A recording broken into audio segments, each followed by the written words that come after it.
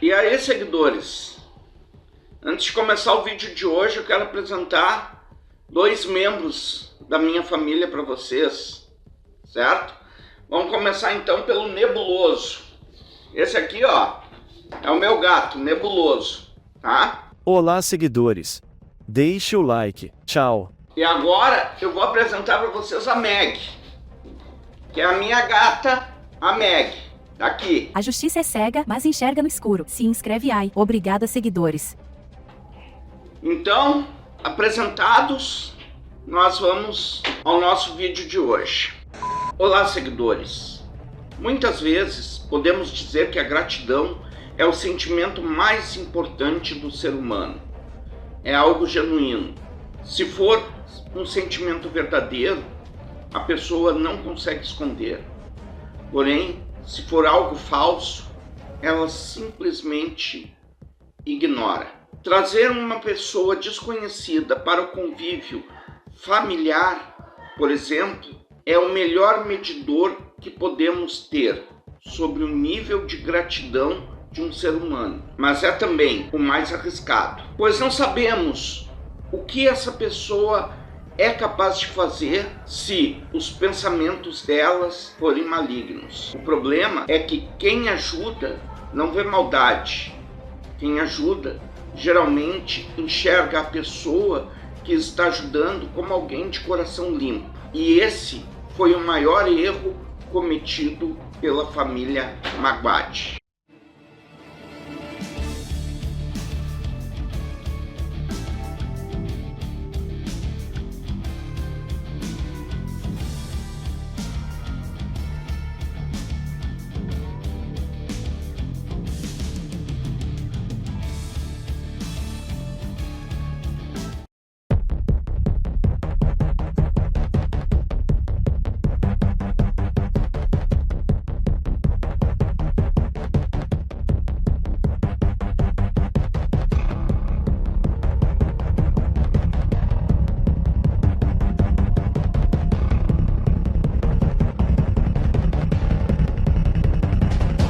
Seguidores, em certas ocasiões, pessoas boas caem na armadilha da própria bondade. Isso é o que costumo chamar de bondade maligna, pois existem pessoas boas que costumam ajudar o próximo com o maior desprendimento possível. E o que se torna maligno em toda essa bondade é justamente não conhecer o caráter de quem está ajudando. E nem tampouco do que esse próximo é capaz de fazer. Essa história começa quando dois irmãos da família Maguad pedem para seus pais adotarem uma adolescente, que eles queriam que fosse a sua irmã. E a partir daí, tudo se tornou muito obscuro naquela família. O que ninguém poderia imaginar é que um crime brutal aconteceria naquela família tempos depois. Dois membros da família Maguad foram violentamente assassinados dentro da própria casa. No momento do crime, havia 3 pessoas dentro da casa, mas só uma escapou com vida. Mas afinal, o que teria acontecido naquele dia 10 de dezembro de 2021? Porque somente uma pessoa sobreviveria àquele massacre. O caso de hoje fala de um crime que chocou as Filipinas e destruiu uma família inteira depois que tudo aconteceu. E os detalhes desse caso horrível eu vou contar a vocês a partir de agora. Vamos começar esse vídeo falando sobre a família Maguad, que foi devastada por essa tragédia. Era uma família de 4 pessoas que moravam em Milang, nas Filipinas. Os membros dessa família eram Cruz Maguad, o pai, um professor de ensino médio, Lovela Maguad, a mãe, que era diretora na escola, e o casal de filhos biológicos, os irmãos Chrisley Gwyn, de 18 anos, eu vou chamá-la de Gwyn no vídeo, considerada por todos que a conheciam uma excelente aluna, dedicada e muito bondosa com as pessoas. e um menino de 16 anos, Chrisley Lois. E para facilitar a pronúncia, vou chamar o menino aqui no vídeo por Lois. Eram pessoas que possuíam uma condição financeira estável, porém não eram consideradas ricas, mas estavam felizes com os filhos crescidos e bem encaminhados nos estudos. Seguidores, vou falar agora para vocês sobre um desses encontros inusitados que acontecem na vida de duas pessoas que até então não se conheciam. E o que, para uma dessas pessoas, pode ter sido visto como fazer o bem a alguém, para outra foi visto como essa é a chance que eu precisava ter. Gwen era filha de Cruz e Lovella Maguade, como já falei aqui. Também me lembro de ter mencionado que se tratava de uma família do bem. E foi na universidade que Gwen e Janice Sebiel, de 17 anos, se conheceram. Janice era empregada de um casal de amigos dos pais de Gwen. E quando as duas formaram uma amizade, Janice disse a Gwen o seguinte: Sou órfã de pai e mãe, e não tenho mais ninguém no mundo para contar. À medida em que as duas meninas iam se tornando amigas, a historinha triste de Janice continuava sendo contada para Gwen. Janice falou que passava por vários lares adotivos e que quando uma família não a queria mais, simplesmente a devolvia para o orfanato. E isso a fazia sofrer por ela se sentir rejeitada novamente. E que ela já estava com 17 anos e trabalhando numa casa de família onde ela ocupava um dos quartos da casa. Mas ela tinha medo que, por algum motivo qualquer, ela fosse demitida e não poderia mais voltar para o orfanato. Além de ficar desamparada, ela iria ter que recomeçar a sua vida do zero, pois já estava ficando maior de idade. Gwen ouvia toda aquela história com muita pureza no seu coração, pois na opinião de Gwen, as pessoas eram boas e não existia maldade dentro delas. E por causa disso, ela e Janice se tornaram grandes amigas. Elas compartilhavam tudo juntas, segredos, os momentos felizes de cada uma. Elas davam boas risadas juntas também. E a partir daí, a Gwen se comoveu com a história de vida da Janice e quis ajudar a amiga de alguma forma, só que sem imaginar, Gwen escolheu a pior maneira para fazer isso. E essa maneira foi a de colocar uma pessoa completamente estranha para morar na sua casa e conviver com a sua família. Pois é, seguidores, Gwen pediu que seus pais adotassem Janice, para que a amiga pudesse fazer parte da família, além de ter condições de terminar os seus estudos. Bem, seguidores, depois de muita conversa, depois de muita concessão, ficou acertado que Janice seria adotada pela família Maguade. Inclusive o Lois combinou com sua irmã, antes da chegada de Janice, que eles dividiriam o mesmo quarto, usando um beliche para isso, e para deixar um quarto exclusivo para Janice. E assim foi feito. Janice chegou à casa da família Maguade em julho de 2021, foi muito bem tratada por todos. Ela já era considerada da família. E o mais importante de tudo, tinha um quarto só para ela.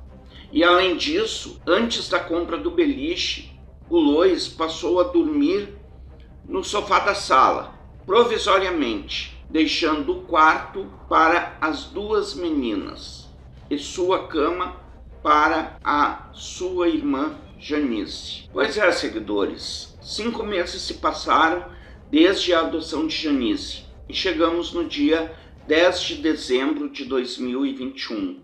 E foi nesse dia que tudo aconteceu. Parecia um dia como outro qualquer para a família Maguade. Como de costume, O Cruz e a Lovella foram trabalhar, enquanto que Gwen, Lois e Janice ficaram em casa. E foi depois disso que tudo aconteceu. Eram por volta de 15 horas quando Cruz recebeu um telefonema no colégio em que trabalhava. Nessa ligação ele ficou sabendo que sua casa foi invadida e roubada. Nervoso, ele entrou em seu carro e dirigiu em alta velocidade para sua casa, pois seus filhos estavam lá e Cruz estava preocupado com eles. Cruz chegou em casa logo na sequência. Ele abriu o portão da casa e se dirigiu para o interior da propriedade. Logo na porta da frente, um cobertor cheio de ketchup humano estava por ali. E também havia um objeto pontiagudo sem o cabo nas proximidades. A preocupação de Cruz aumentou e ele começou a chamar por seu filho. E o pior é que não havia resposta. Depois disso, Cruz tentou entrar em casa, mas a porta estava trancada. Então ele foi para os fundos da casa. Ao perceber o silêncio profundo que havia ali, Cruz abriu a porta dos fundos. Foi entrando na casa e chamando pelos 3 filhos. Caminhando pela casa, Cruz se deparou com os corpos de seus 2 filhos biológicos. Primeiro ele avistou Gwen, cheia de hematomas pelo corpo e golpeada pelo objeto pontiagudo que eu já falei aqui anteriormente, em diferentes partes do corpo. Mais adiante, Lois foi encontrado, ele estava amarrado e amordaçado próximo à porta da frente da casa. Seu corpo também estava com sinais de perfuração feitas à lâmina. Ele estava banhado em seu próprio ketchup humano, que ainda estava fresco. O de Gwen já estava seco, concluindo-se assim que ela perdeu a vida primeiro. Tal cenário ainda contava com garrafas quebradas, um martelo e um taco de beisebol perto dos corpos. Gwen e Lois, segundo os cálculos da polícia, perderam a vida por volta das 14 horas, considerando o estado de rigor mortis de cada um, que significa a rigidez em que os corpos estavam. Ao perceber que seus 2 filhos biológicos estavam sem vida na casa, Cruz se desesperou e ficou em choque. Seu próximo pensamento foi sem dúvida nenhuma Janice. Mas onde ela estava? O que aconteceu com a Janice? Será que ela ainda estava viva? Cruz partiu da hipótese para a ação. Ele começou a procurar Janice pela casa, achando que ela pudesse ter perdido a vida também. Mas ela estava viva.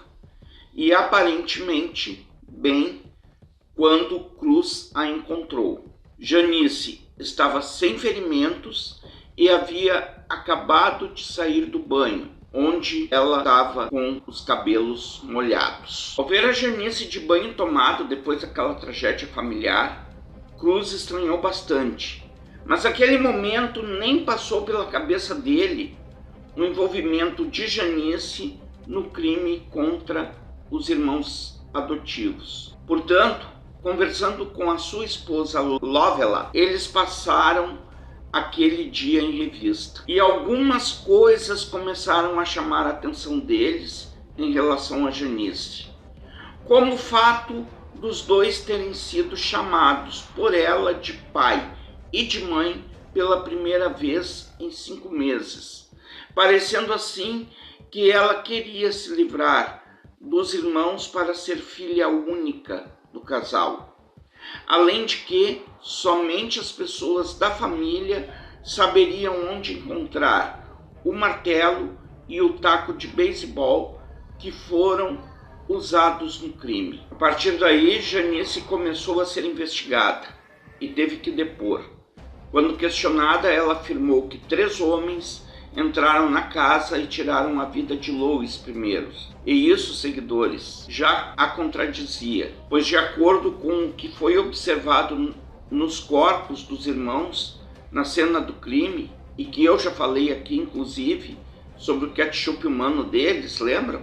Quem morreu primeiro foi a Gwen. E ao perguntarem a Janice como ela escapou da invasão, A sua resposta foi a seguinte: Eu me escondi embaixo da cama do quarto e permaneci imóvel e quieta.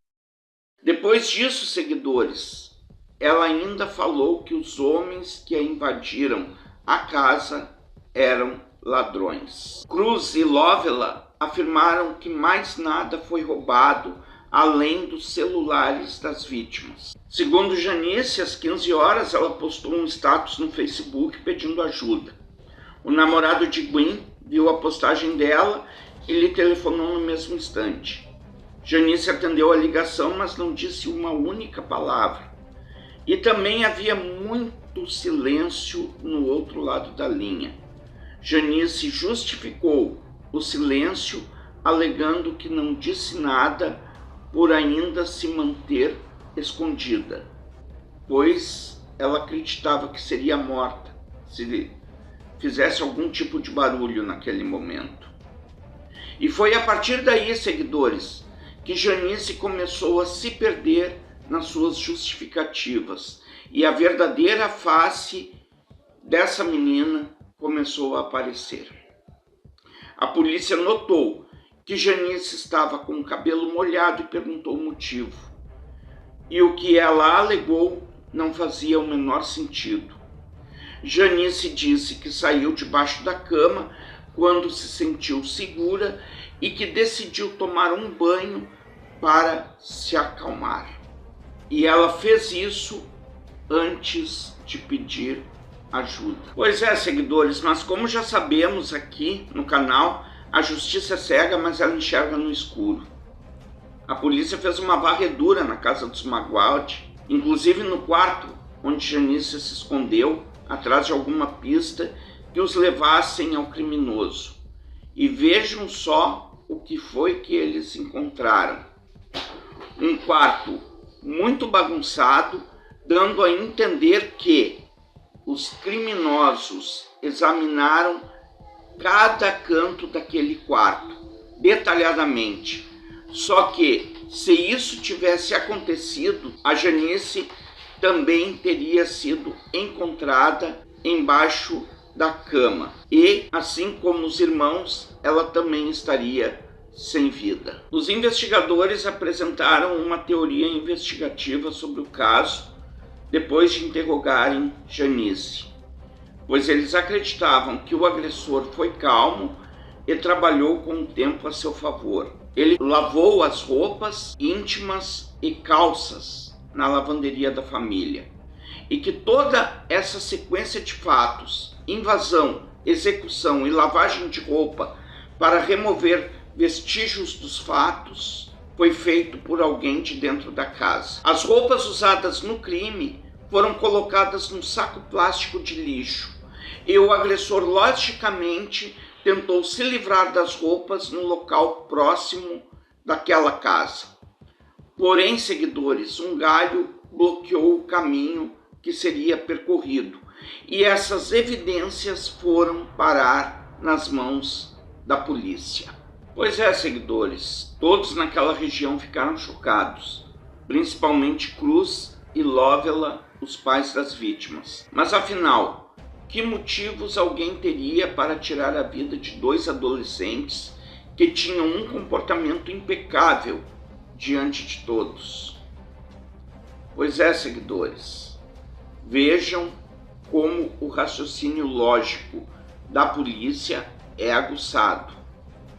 Eles logo pensaram se teria mesmo condições para 3 homens invadirem uma residência num bairro movimentado no meio da tarde e não serem vistos por ninguém. E a resposta, logicamente, era não. Depois do crime, a Janice continuou a sua vida tranquilamente, sem demonstrar nenhum sinal de tristeza pela perda dos irmãos. Era como se para Janice tudo continuasse do mesmo jeito naquela família que a recebeu de braços e coração abertos. Mas a desconfiança veio, seguidores. Primeiro, através da internet. E depois, a própria polícia começou a suspeitar dela também. Era uma contradição atrás da outra sobre o que teria ocorrido no dia do crime. E isso chamou muito a atenção dos policiais.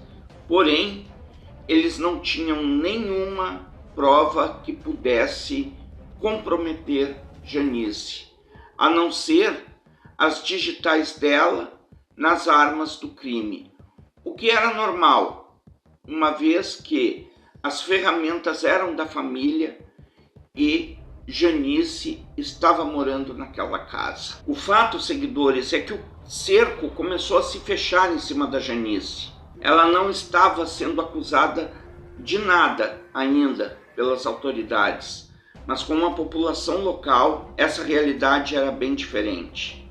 A mídia, a imprensa local e os populares começaram a montar o quebra-cabeça desse caso. E à medida que as conclusões iam surgindo, a responsabilidade pelo crime começava a ser apontada diretamente para Janice. Isso, logicamente, revoltou os populares e Janice começou a ser acusada abertamente de ter tirado a vida dos irmãos e era ameaçada por isso. Dessa forma, com medo de sofrer um linchamento, 6 dias após o crime, em 16 de dezembro de 2021, Janice, enfim, confessou ter tirado a vida dos irmãos adotivos. Em primeiro lugar, seguidores, eu quero esclarecer aqui que em nenhum momento a Janice se arrependeu do que fez. Ela só confessou o crime mesmo, pensando na sua integridade física. Diante daquela situação, Janice percebeu que estaria mais segura na cadeia do que solta. E continuando, ela explicou os motivos que a levaram a cometer esse crime. Ela disse que foi movida pela raiva e os ciúmes que sentia dos irmãos Magwadi. E depois disso veio uma informação da parte dela que ninguém esperava. Seguidores, a Janice não cometeu o crime sozinha. Um outro adolescente que não teve a sua identidade revelada a ajudou. E esse adolescente era coroinha de uma igreja local e tinha um relacionamento com Janice. E talvez por isso ele concordou em ajudá-la com esse crime. Logicamente que Janice e o namorado foram presos na sequência e que ela confessou tudo. E o rapaz também confessou seu envolvimento no crime. Ambos foram julgados em maio de 2022 e foram condenados por duplo homicídio, recebendo a sentença de no mínimo 10 e no máximo 31 anos de prisão. Muito abalado com a perda dos filhos, Cruz Magwadi disse o seguinte: ela estava com ciúmes e insegura, por isso estava muito zangada com a Gwen. Ela queria tomar o seu lugar e ouvi dizer que essa é a personalidade dela.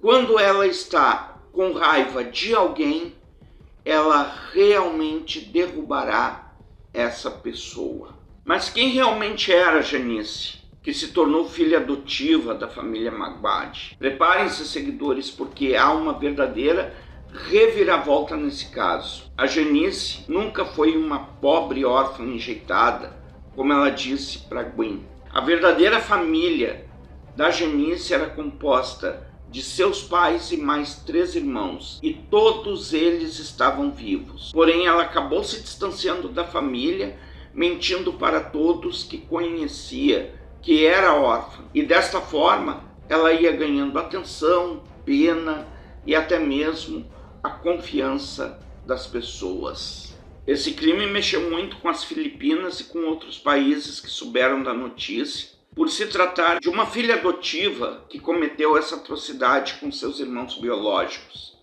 Tanto que na época dos fatos, o índice de adoção despencou nas Filipinas e em outros países que se sentiram com medo de que algo parecido acontecesse nas famílias das pessoas que fizessem esse tipo de adoção. Pois é, seguidores, os Maguad eram uma família de 4 pessoas que só faziam bem. E Janice foi recebida como filha por essa família. Ela nunca recebeu menos amor e nem menos atenção que os irmãos.